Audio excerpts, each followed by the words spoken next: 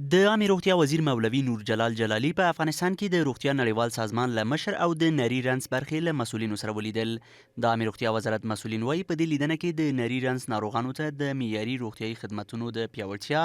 د بودیجې زیاتوالي، د تشخیص د بهیر د اغیزمنتیا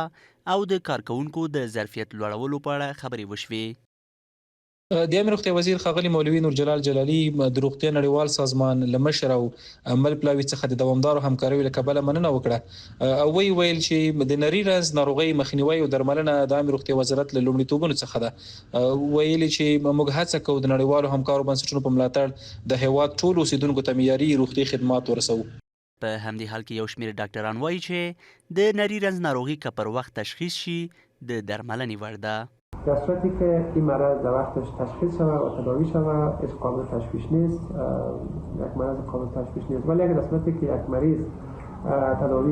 تشخیص میشه و تداوی خود نیمه میگذاره، در این صورت این بتونه که عواقب بسیار وخیم به نظرش داشته باشه. همدارس په افغانستان کې د روغتیا نړیوال سازمان مشر د خپلو دوامدارو همکاریو په یادولو سره ډاډ ورکړی چې د نري رنځ ناروغۍ پر وړاندې د مبارزې په برخه کې به هر اړخیزه همکاري وکړي.